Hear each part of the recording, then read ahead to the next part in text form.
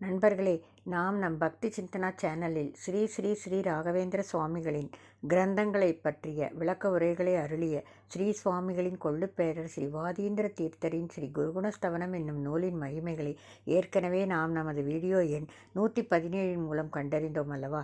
இன்றைய வீடியோ எண் 130 மூலம் நாம் ஸ்ரீ குருகுணஸ்தவனத்தின் முதல் அத்தியாயமான இஷ்ட தேவதை ஸ்துதி என்பவற்றில் ஸ்ரீ வாதீந்திர தீர்த்தர் எவ்வாறு தன் இஷ்ட தேவதையின் மேல் பிரார்த்தனை ரூபமாக மங்களபதம் ஏற்றுகிறார் என்பதையும், அடுத்து வரும் 2ஆம் அத்தியாயத்தில் ஸ்ரீ லட்சுமி ஸ்ரீ துர்கா ஸ்துதியின் மூலம் ஸ்ரீ லட்சுமி துர்கையை எவ்வாறு பிரார்த்திக்கிறார் என்பதையும் ஒவ்வொரு வரியையும் ஆழ ஆராய்ந்து படித்தறிவோம் வாரீர்.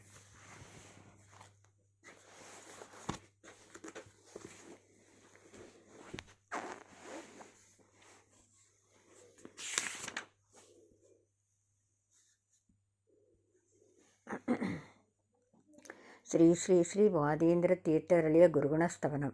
இஷ்டதேவதை ஸ்துதி. இஷ்டதேவதா பிரார்த்தனா ரூபம் மங்களம் அத ஆச்சரதி. இஷ்டதேவதையின் மேல் பிரார்த்தனை ரூபமாக மங்களபதம் இப்போது இயற்றப்படுகிறது. உன்மீலன் நீல நீரேருக நிவஹமக புஷ்டி முஷ்டிந்த ஸ்ரீஹி ஸ்ரீபோ துர்கா திருகந்த பிரசய பரிசயோதார கிர்மீர பாவக சைர க்ஷீரோத நிரியச்ச சிருசிஷயா கர்வாபனோதி பாது ஸ்ரீநேதுரஸ்மான் சபதி புதஜன திராணதட்சக கடாட்சக. ஸ்ரீ ராகவேந்திர சுவாமிகளின் மூல பிருந்தாவனம் அசைந்தாடி அருள்மாறி பொழிய காரணமான குருகுணஸ்தவனத்தை பொருளோடு பாராயணம் செய்யப்போகிறோம். மிகவும் உணர்ச்சியோடும் பக்தி பரவசத்தோடும் ஆத்ம சுத்தியோடும் அழகோடும் ஸ்ரீ ஸ்ரீ வாதீந்திர தீர்த்தரால் இயற்றி பாடப்பெற்ற குருகுணஸ்தவனத்தின் முதல் ஸ்லோகம் இது. எப்போதும் முதல் ஸ்லோகமாக இஷ்டதேவதை வழிபாடு இருக்கும். இங்கேயும் ஸ்ரீ வாதீந்திர தீர்த்தர் தனது இஷ்ட தெய்வமான ஸ்ரீ ராமச்சந்திர மூர்த்தியை தியானிக்கிறார். அவர் தியானிக்கும் அழகே அழகு. நீலத்தாமரையானது மலர்ந்திருக்கும் போது மிகவும் பிரகாசமாக இருக்கும். அப்படி கூட்டம் கூட்டமாக மலர்ந்த நீலத்தாமரையின் பிரகாசமான காந்தியை அப்படியே விழுங்கிவிடக்கூடியதும், லக்ஷ்மி பூமாதேவி துர்காதேவியின் அதீதமான கடைக்கண் பார்வையின் வர்ணத்தை மிஞ்சுவதும், தானாகவே விசித்திரமாக பார்க்கடலென்றும் கிளர்ந்தெழுகின்ற சந்திரனின் அகங்காரத்தை தானாகவே போக்கக்கூடியதுமானதும், தேவர்களையும் மற்றும் மனிதர்களையும் காக்கக்கூடியதுமான ஸ்ரீ லட்சுமியின் கணவரான ஸ்ரீமன் நாராயணருமான ஸ்ரீ ராமச்சந்திரமூர்த்தியின் கடைக்கண் பார்வையானது நம் எல்லோரையும் உடனடியாக ரட்சிக்கக்கூடியதாக இருக்கட்டும் என்று குருகுணஸ்தவனத்தின் முதல் ஸ்லோகத்தில் ஸ்ரீ ராமச்சந்திரமூர்த்தியின் கடைக்கண் பார்வையை இறைஞ்சுகிறார் ஸ்ரீ வாதீந்திர தீர்த்தர். ஸ்ரீ உபேந்திர தீர்த்தரின் சீடராகிய ஸ்ரீ வாதீந்திர தீர்த்தர் தன் பரம்பரையில் தனக்கு முன்னே 5வதாக பீடத்தை அலங்கரித்த கலியுக காமதேனு கல்பத்தரு சிந்தாமணியான ஸ்ரீ ராகவேந்திர சுவாமிகள் பெருமைகளை, அதிலும் சிறப்பாக அவர் இயற்றிய நூல்களின் மேன்மைகளை பற்றி இந்த ஸ்ரீ குருகுணஸ்தவனம் என்கிற வடமொழி நூலில் கூறியுள்ளார். அந்த நூலுக்கு பிள்ளையார் சுழியாக இந்த மங்கள பத்தியத்தை ஏற்றியுள்ளார். எந்த ஒரு நூல் எழுதினாலும் அந்த நூலின் ஆரம்பத்தில் மங்களபதம், அதாவது வாழ்த்துப்பா பாட வேண்டும் என்பது சம்பிரதாய நீதி. அந்த நூல் நன்றாக முடிய வேண்டும் என்றும் நடுவில் வரும் இடையூறுகள் களைய வேண்டும் என்றும் தன் இஷ்ட தெய்வத்திடம் நூலாசிரியர் பிரார்த்திப்பது மரபாகும். அவ்வகையில் ஸ்ரீ வாதீந்திர தீர்த்தர் இந்த குருகுணஸ்தவனம் என்கிற நூலின் ஆரம்பத்தில் தம் இஷ்ட தேவதையான மற்றும் பீடத்தின் சமஸ்தான தேவதையான மூல ராமா பின்ன ஸ்ரீ நரசிம்மி நாராயணரை உன்மீலன் நீல நீரேருக என்கிற ஸ்லோகத்தின் மூலம் துதிக்கிறார். இந்த நூல் முழுவதும் ஸ்ரக்தாரா யாப்பில் ஏற்றப்பட்டது. மொத்தம் 84 எழுத்துக்கள் ஒவ்வொரு ஸ்லோகத்திலும். பலவிதமான அணிகள் அலங்காரங்கள் இந்த நூலில் கையாளப்பட்டுள்ளன. இலக்கிய நயம் நூல் முழுவதும் பரவி உள்ளது. உவமை உருவகம் போன்ற அணிகளை ஒவ்வொரு ஸ்லோகத்திலும் காணலாம். ஸ்ரீ வாதீந்திர தீர்த்தின் கவிதா சாமர்த்தியத்தை புலமையை நூல் முழுவதும் காணலாம். அதன் மூலம் ஸ்ரீ ராகவேந்திர ராயரின் அரிய பெருமைகளையும் நன்றாக அறியலாம். சாஸ்திர ரீதியாக பரம்பொருளான ஸ்ரீ விஷ்ணுவுக்கும் அவனுடைய பண்புகளுக்கும் குணங்களுக்கும் ரூபங்களுக்கும் உருவங்களுக்கும் செயல்களுக்கும் கிரியைகளுக்கும் எந்தவிதமான வேற்றுமைகளும் பேதங்களும் கிடையாது. ஸ்ரீ விஷ்ணுவானவர் ஸ்வகத பேதவர்ச்சிதர், தன்னில் வேற்றுமையற்றவர். அதனால் ஸ்ரீராமன் நம்மை காப்பாற்றட்டும் என்று நேரடியாக கூறாமல் ஸ்ரீராமரின் கடைக்கண் பார்வை நம்மை காக்கட்டும் என்கிறார் ஆசிரியர். அதாவது ஸ்ரீராமருக்கும் அவரின் கடைக்கண் பார்வைக்கும் பேதமில்லை. கடாட்சக பாது, கடைக்கண் பார்வை காப்பாற்றட்டும் என்கிறார். ஸ்ரீ மத்வாச்சாரியார் இவ்வாறே ஸ்ரீ நரசிம்ம நகஸ்துதி என்ற நூலில் நரசிம்மரின் நகங்கள் நம்மை காக்கட்டும் என்கிறார். சுனகராக பாத்து அஸ்மான் என்கிறார். இறைவன் விஷ்ணு, இறைவி லக்ஷ்மி இவர்களுக்கு என்றும் பிரிவு கிடையாது. இவர்கள் நித்திய தம்பதிகள். லக்ஷ்மி நித்திய அவியோகினி, பிரிவற்றவர். இலக்குமி பிரகிருதி என்கிற தத்துவத்திற்கு அபிமானி தேவதை, தொடர்புடைய இறைசக்தி மற்றும் அந்த தத்துவத்தை இயக்கச் செய்யும் சக்தியாகும். பிரகிருதி தத்துவத்தில் சத்வம், ரஜஸ், தமஸ் என்கிற 3 குணங்கள், பண்புகள் அனாதியாகவே உள்ளன. லக்குமி தேவியே ஸ்ரீதேவி, பூதேவி மற்றும் துர்காதேவி என்கிற 3 உருவுகளில் சத்வம், ரஜஸ் மற்றும் தமஸ் என்கிற குணங்களுக்கு அபிமானியாக உள்ளார். வேத சாஸ்திரப்படி இந்த 3 ரூபங்களுக்குள் எவ்வித வேறுபாடும் கிடையாது. பேதரகிதம், பேதமில்லாமல் இருந்தாலும் விசேஷம், தனித்தன்மை என்கிற தத்துவ கொள்கையினால் பேதத்தை வழக்குக்காக காண்கிறோம். செயல் நடைமுறையை வழக்கு என்றும் விவகாரம் என்றும் கூறுவது வழக்கம். ஸ்ரீ லட்சுமி தேவியானவள் எப்பொழுதும் ஸ்ரீ பகவானை பார்த்து பார்த்து ரசிக்கிறாள். அதாவது ஸ்ரீ லட்சுமி தேவியே ஸ்ரீதேவி, பூதேவி மற்றும் துர்காதேவி என்ற 3 ரூபங்களில் பகவானை பார்த்து வியக்கிறாள்.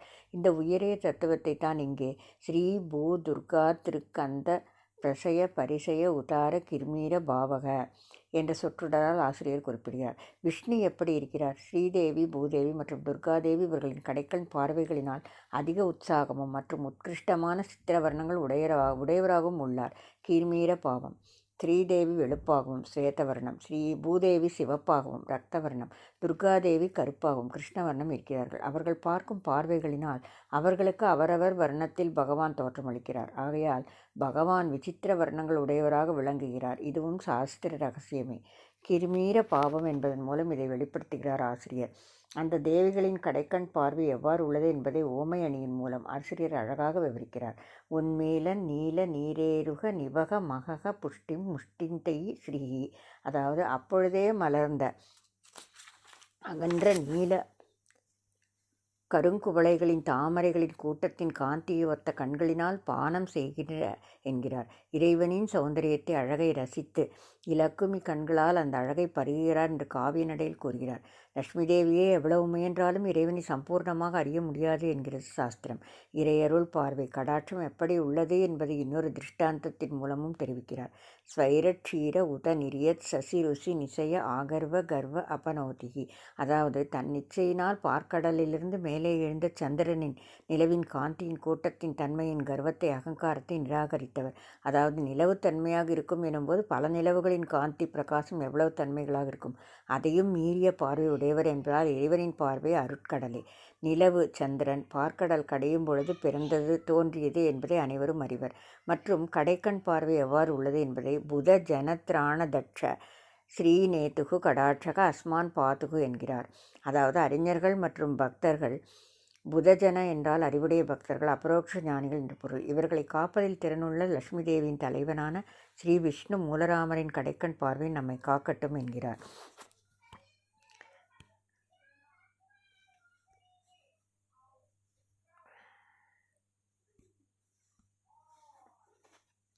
அநேக சந்திரர்களின் காந்தியை ஒத்த குளிர்ந்த பார்வையை விட அதிகமான குளிர்ச்சியுடையது இறைவனின் பார்வை. ஸ்ரீதேவி, பூதேவி, துர்காதேவியின் கடைக்கண் பார்வைகளால் பருகப்பட்ட பார்வையுடையது இறைவனின் பார்வை.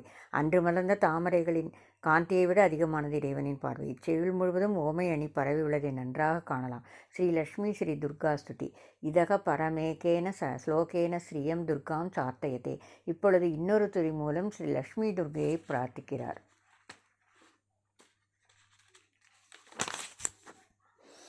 மாதஸ்த்வாமு பகல்பிதா கில ஜகத்சர்க்கே அஜபர்கேட்டிதே சேதோ ந பிரஜஹாது ஜாது சிதிஹ ஸ்வர்கே அபவர்கே பினக லாவண்யா தத ரீகிருதாமரவது வர்க்கே நிசர்கே ஹிதம் காருண்யம் குருமாகிருதா மயி புனர்துர்கே விசர்கே மதிம். இந்த 2வது ஸ்லோகத்தில் ஸ்ரீ லட்சுமியையும் ஸ்ரீ துர்காதேவியையும் பிரார்த்திக்கிறார். எந்த காலத்திலும் எமது நினைவு உன்மீதே இருக்க வேண்டும். வறுமையினால் எங்கள் மனம் வாடலாகாது. எங்கள் மனம் எப்போதும் உன்மீதே லயித்திருக்க வேண்டும் என்று மனமுருகி வேண்டுகிறார் ஸ்ரீ வாதீந்திர தீர்த்தர். லட்சுமியாயும் துர்காம்பிகையாயும் 2 ரூபங்களை விளங்குகின்ற லோகமாதாவே, அளவோடு படைக்கும் லோகமாதாவே, பிரம்மா முதலான சகல பிராணிகளையும் அளவோடு படைத்தவளே, அந்த பிரம்மா சிவன் போன்றோர்களால் துதிக்கப்பட்டவளே, தேவ மாதர்கள் எப்போதும் உங்கள் அழகில் மயங்கி உங்களோடு கூட்டமாக இருக்கக்கூடியவளே, இந்த பூவுலகிலும் சரி அந்த ஸ்வர்கலோகத்திலும் சரி நாங்கள் எங்கிருந்தாலும் எக்காலத்திலும் எந்நேரத்திலும் நின்னை மறவாதிருக்கக்கூடிய மனமாக எங்கள் மனம் இருத்தல் வேண்டும். தாயே, நீயும் எங்களது நியாயமான அபிலாஷைகளை நிறைவேற்றி வைப்பாயாக. எம்மை வறுமை வந்து மீண்டும் தாக்கும்போது எங்களை மறந்தும் கூட ஒதுக்கி விடாதே. எங்கள் மனம் உன்மீதே பொதிந்திருக்க அருள் புரிவாய் லோகமாதா என்று மனம் விட்டு லட்சுமி தேவியையும் துர்கா தேவியையும் ஒன்றாக லோகமாதாவாக ஸ்மரித்து ஸ்ரீ வாதீந்திர தீர்த்தர் வேண்டி துதிக்கிறார். ஸ்ரீ லக்ஷ்மி தேவி ஸ்ரீ விஷ்ணுவின் நியத பத்னி, அதாவது என்றும் மாறாத மனைவி. முன் ஸ்லோகத்தில் கூறியபடி ஸ்ரீ லக்ஷ்மிக்கு ஸ்ரீ, பூ, துர்கா என்று 3 ரூபங்கள் உண்டு. சாஸ்திர ரீதியாக ஸ்ரீ லட்சுமியானவள் நித்திய முக்தள், அதாவது என்றுமே லிங்கதேகம் என்ற பிரகிருதி சம்பந்தமற்றவள். இறைவனைப் போல எங்கும் எப்பொழுதும் எவ்விடத்திலும் வியாபித்துள்ளவள். ஹரிக்கு சமானமாக எல்லா தேசங்களிலும் இடங்களிலும் எல்லா காலங்களிலும் வியாபித்துள்ளவள். ஆனால் குணங்களில் மட்டும் ஸ்ரீஹரியை விட அனந்த மடங்கு குறைந்தவள். மற்றும் பிரம்மா, ருத்ராதி சகல சேத்தன கணங்களை விட அனந்த கோடி மடங்கு உயர்ந்தவள். பகவானுக்கு அடுத்தபடியாக சிருஷ்டி, ஸ்திதி, சம்ஹாரம் இவைகளை செய்யும் ஆற்றல் படைத்தவள். இவைகளையெல்லாம் இந்த ஸ்லோகத்தில் ஆசிரியர் கூறி லட்சுமி தேவியை துதிக்கிறார். மாதக, அதாவது தாயே என்று விളിக்கிறார். எல்லோருக்கும் தாய் லட்சுமிதான். அவள்தான் ஜெகன்மாதா. விஷ்ணு ஜெகத் பிதா. லட்சுமி தேவியை பிரம்மதேவரும் அவருக்கு அடுத்ததாக தாரதமியத்திலுள்ள ருத்ரதேவரும் அனவர்த்தமும் துதிக்கிறார்கள் என்பதை அஜ, பர்க, ஈட்டிட்டே என்பதால் குறிப்பிடுகிறார். அஜன் பிரம்மா, பர்கன் ருத்ரன், ஈட்டிட்டே வணங்கப்பட்டவர். உலகை சிருஷ்டி செய்யும் வல்லமை லக்ஷ்மிக்கு உண்டு என்பதை அகில ஜகத் சர்க்கே என்பதால் குறிப்பிடுகிறார். சர்க்கம் என்றால் சிருஷ்டி என்று பொருள். இதையே ரிக்வேதத்தில் உள்ள அம்பிரணி சூக்தம் இவைகள் மூலம் நன்றாக அறியலாம். லக்ஷ்மியின் சௌந்தரியம், அழகு வர்ணிக்க இயலாது. அதையும் ஆசிரியர் கோடிட்டு காட்டுகிறார். லாவண்யாத் அதரீகிருத அமர வதூவர்க்கே என்கிறார். அழகினால் தேவதாஸ்திரிகளை கூட கீழானவர்களாய் செய்தவள் என்பது பொருள். அதாவது எந்த தேவஸ்திரீ கூட ஸ்ரீதேவிக்கு ஈடாக மாட்டார். அந்த அழகில் சிறந்த தாயே என்ன வேண்டுகிறார் ஆசிரியர் தெரியுமா?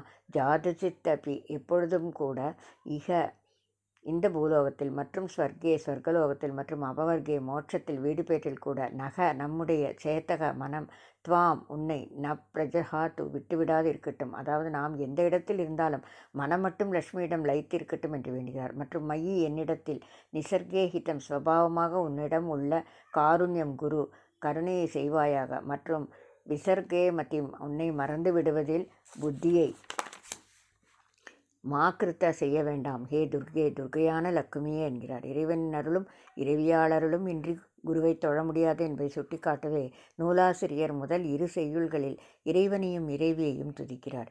என்னை கஷ்டகாலத்தில் கைவிட வேண்டாம் என்று கேட்கிறார். துர்கே, விசர்கே, மதிம், மாக்கிருத்தக என்கிறார்.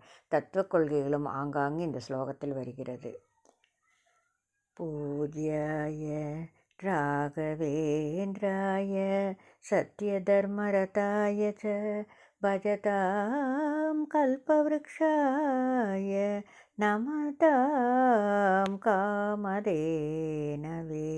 ஸ்ரீராகவேந்திராய நமக, ஸ்ரீராகவேந்திராய நமக, ஸ்ரீராகவேந்திராய நமக. நன்றி.